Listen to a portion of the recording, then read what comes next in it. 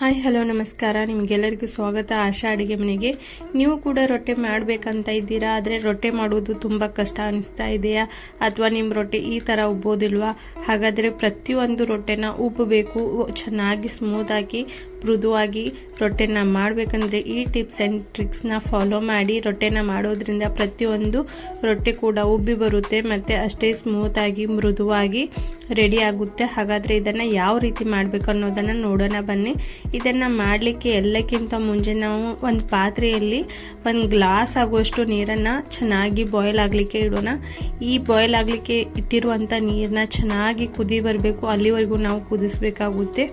ಅದರ ನಂತರ ನೋಡಿ, ಒಂದು ತಟ್ಟೆಗೆ ಈ ರೀತಿಯಾಗಿ ನಾವು ಜೋಳದ ಹಿಟ್ಟನ್ನು ಚೆನ್ನಾಗಿ ಚಾನ್ಸ್ಕೋಬೇಕಾಗುತ್ತೆ. ನಾನು ಇಲ್ಲಿ 3 ರಿಂದ 4 ಕಪ್ ಆಗುವಷ್ಟು ಜೋಳದ ಹಿಟ್ಟನ್ನು ತೆಗೆದುಕೊಳ್ತಾ ಇದ್ದೇನೆ. ಜೋಳದ ಹಿಟ್ಟನ್ನು ನಾವು 4 ಕಪ್ ಆಗುವಷ್ಟು ಇಲ್ಲಿ ತೆಗೆದುಕೊಂಡು ಇದನ್ನು ಚೆನ್ನಾಗಿ ಚಾನ್ಸ್ಬೇಕು. ಚಾನ್ಸಿದ ನಂತರ ನೋಡಿ, ಈ ರೀತಿಯಾಗಿ ನಾವು ರೌಂಡ್ ಶೇಪಲ್ಲಿ ಇದನ್ನು ಒಂದು ಕಡೆ ಈ ರೀತಿಯಾಗಿ ಕೂಡಿ ಇಡಬೇಕಾಗುತ್ತೆ. ನೋಡಿ, ಈ ರೀತಿಯಾಗಿ ಸ್ವಲ್ಪ ಹಿಟ್ಟು ನಾನು ಇದಕ್ಕೆ ರೊಟ್ಟೆಗೆ ಹಚ್ಚಲಿಕ್ಕೆ ಸೈಡಲ್ಲಿ ತೆಗೆದು ಇಡ್ತಾ ಇದ್ದೇನೆ ಪ್ಲೇಟಲ್ಲಿ.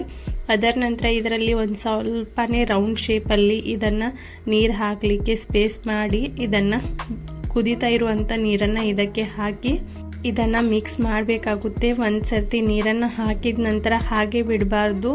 ಇದನ್ನು ಸಡನ್ಲಿ ಅಂದರೆ ಇನ್ಸ್ಟಂಟಾಗಿ ನಾವು ಇದನ್ನು ಈ ರೀತಿಯಾಗಿ ಹಿಟ್ಟನ್ನು ಸೈಡ್ನಿಂದ ಮಿಕ್ಸ್ ಮಾಡಲಿಕ್ಕೆ ಸ್ಟಾರ್ಟ್ ಮಾಡಬೇಕು.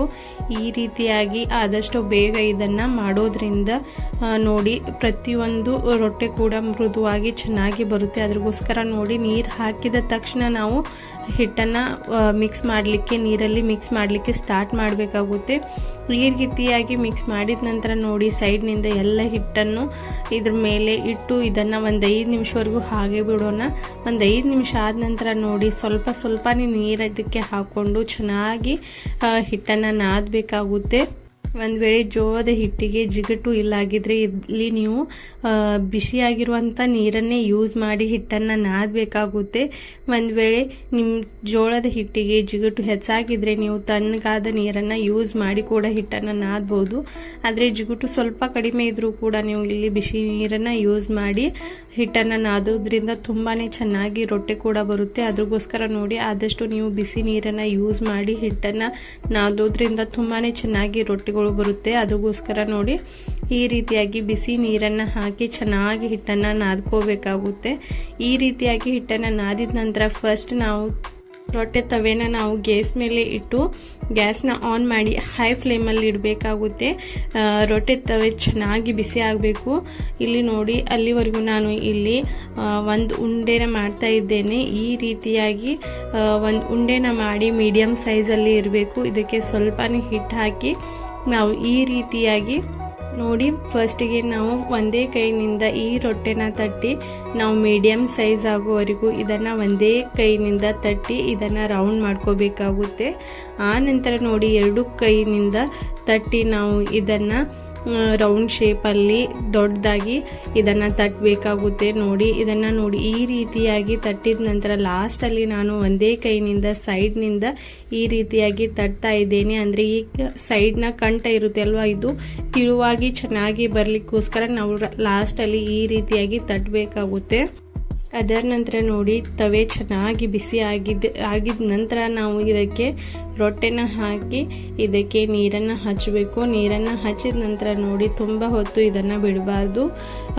ಸ್ವಲ್ಪ ನೀರು ಆರಿದ ನಂತರನೇ ನಾವು ಇದನ್ನು ಟರ್ನ್ ಮಾಡಬೇಕಾಗುತ್ತೆ. ತುಂಬ ಹೊತ್ತು ಇದನ್ನು ನೀರನ್ನು ಹಚ್ಚಿದ ನಂತರ ಬಿಟ್ಟರೆ ಇದು ಚೆನ್ನಾಗಿ ಉಬ್ಬೋದಿಲ್ಲ. ಅದಕ್ಕೋಸ್ಕರ ನೋಡಿ, ಫಸ್ಟ್ ಟಿಪ್ಸ್ ಇಲ್ಲಿ ಚೆನ್ನಾಗಿ ಉಬ್ಬಿ ಬರಬೇಕಂದ್ರೆ ನೀರನ್ನು ಹಚ್ಚಿದ ನಂತರ ತುಂಬ ಹೊತ್ತು ಬಿಡಬಾರ್ದು. ನೀರು ಆರಿದ ತಕ್ಷಣ ನಾವು ಇದನ್ನು ಟರ್ನ್ ಮಾಡ್ಕೋಬೇಕು.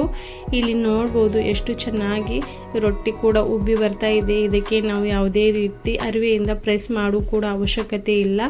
ಎಷ್ಟು ಚೆನ್ನಾಗಿ ಇದು ಉಬ್ಬಿ ಬರ್ತಾ ಇದೆ.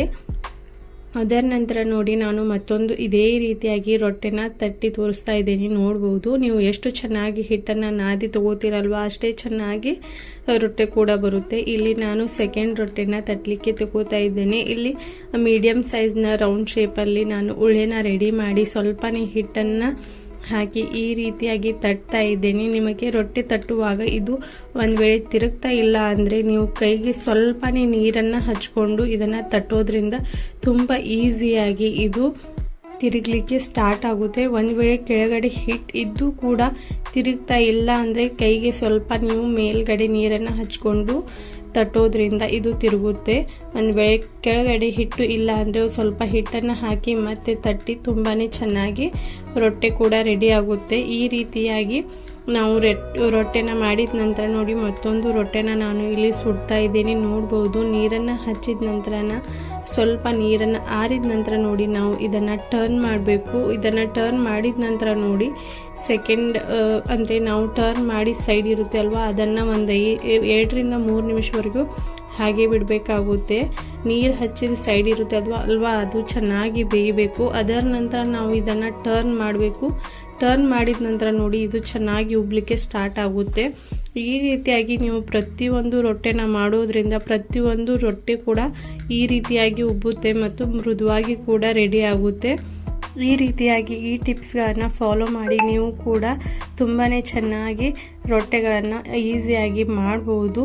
ಹಾಗಾದರೆ ವಿಡಿಯೋ ಸ್ವಲ್ಪವಾದರೂ ಇಷ್ಟವಾದರೆ ಲೈಕ್ ಮಾಡಿ, ಶೇರ್ ಮಾಡಿ, ಸಬ್ಸ್ಕ್ರೈಬ್ ಮಾಡೋದನ್ನು ಮರಿಬೇಡಿ. Thanks for watching this video.